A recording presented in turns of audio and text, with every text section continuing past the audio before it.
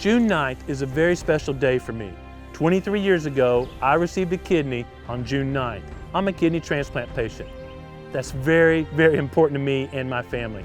And I encourage everyone to learn about and consider being an organ donor.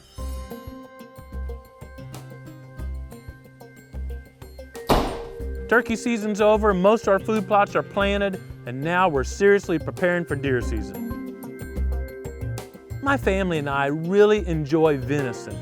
One of the critical steps in obtaining that venison is being able to shoot accurately under pressure. Perfect. There are many different strategies and techniques for shooting a bow accurately. I don't claim to be an expert, but I do have a system I've used for years I want to share with you that's easy and has produced great results for me.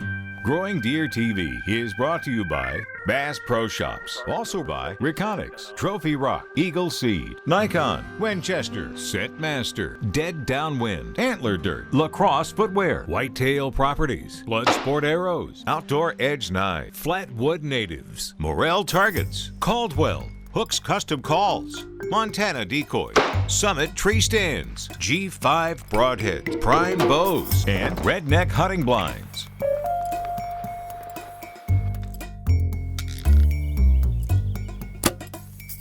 There you go. Good form, practiced over and over, and doing what a lot of law enforcement people call building muscle memory will help you immensely when that moment of truth occurs and you've got a deer out there at 20 yards.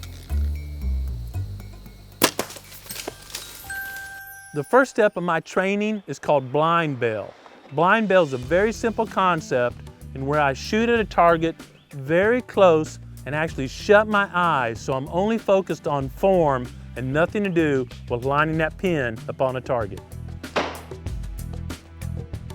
The blind in blind bell means you're shooting with your eyes closed. That allows you to totally focus on your form and not worry about putting a sight pin on a dot. Blind bell is not only outstanding muscle memory training, but you can do it anywhere in a safe environment. I'm out here in my shop. I'm going to be about an arrow length away from the target. You can do this in your house, even if you live in an urban environment. I tend to do it towards an outside wall in case something should happen, you're not shooting through a room. It makes no difference where the arrow hit the target because you're totally focused on form. You're not trying to line the pin up. You're getting your form right, getting everything right, and working on that surprise release. You're not got any anxiety trying to line the pin up on the dot. You just forms right, squeeze those shoulders, pull with your shoulders, not your finger, drag it right through, the bow goes off as a surprise. Doing that over and over and over is then what you're gonna expect when that big buck walks out and you're getting ready to put some tenderloin in the freezer. And my eyes are open when I'm getting ready to execute the shot, but during the 5 to 7 seconds where I'm really executing the shot, my eyes are closed. I'm totally focused on form. I'm gonna pull up, my stance is already set, I'm gonna draw, shut my eyes. Takes about 5, 7 seconds, everything's just right. I'm concentrating on following through, and it's like I have an egg between my shoulders. I'm pushing with this arm, and I'm squeezing my shoulders. That pulls my release arm through my release. It's not static, and I punch this. If I'm static, it gives the bow a lot of chance of this. But there's a slight push-pull, and my arm's really not moving, my shoulders are doing this. It keeps everything exactly in line for a perfect follow-through. When doing blind bell practice, I use one arrow. Because I'm not aiming, I don't want any chance of my second arrow hitting that nock, ruining an arrow, or deflecting across the room. A very practical consideration and a lesson you don't want to learn the hard way is make sure you have a quality target when you're doing blind bell practicing inside. Otherwise, your arrow's going to zip through, damage something that mama doesn't want you to. The blind bell technique is an excellent way to develop proper form and muscle memory. I shoot it almost exclusively during the first 2 weeks of my training before deer season, and then I start every practice session with at least 5 or 10 arrows using the blind bell technique throughout the whole summer and even during deer season.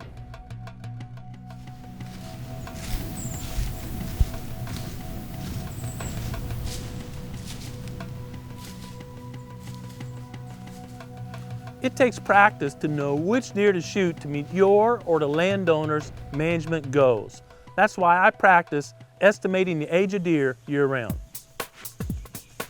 An easy way to practice estimating the age of deer is simply try to estimate the age of every buck captured by trail cameras on the property where you plan to hunt.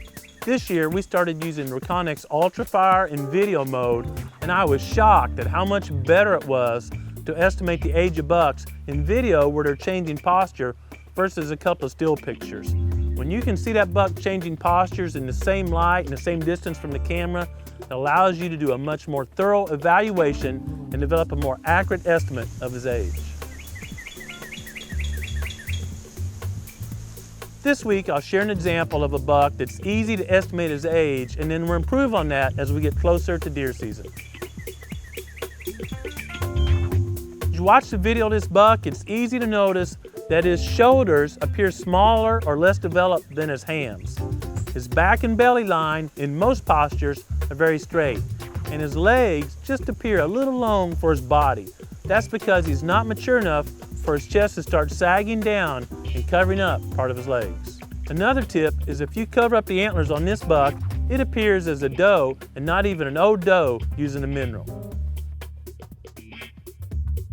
This is clearly a yearling buck, and it's pretty easy to estimate the age of yearling bucks in almost any posture.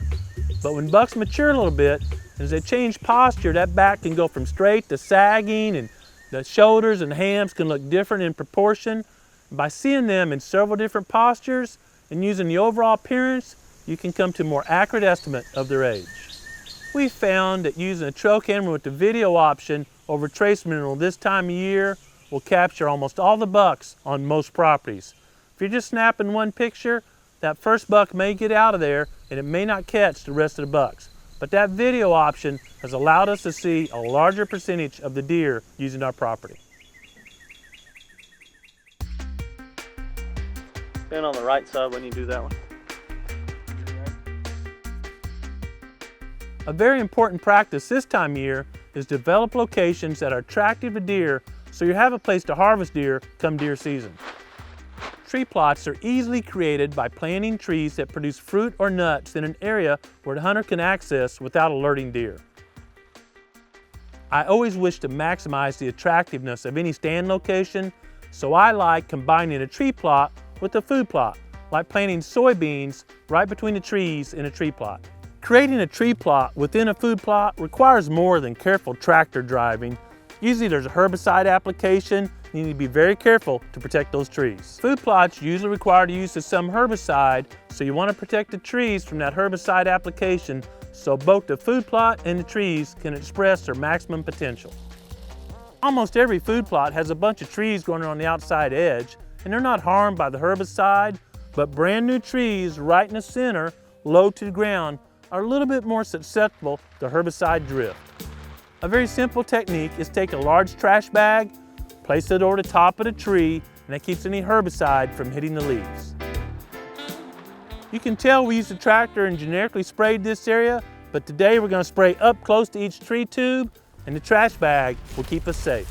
We're using glyphosate or generic Roundup to kill all the weeds here, and that's a good choice because it's ground neutral. It won't have any chance of impacting the root system of this tree. We want to take the weeds out not just for looks, but a young tree obviously doesn't have that large a root system yet, and these are all competing for nutrients and water that we want going to the tree.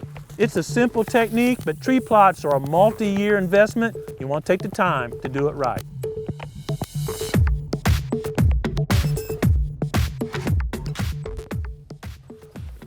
One thing that's important to remember with herbicide, you just have to lightly cover the leaf surface area. If it's dripping off, you're applying too much.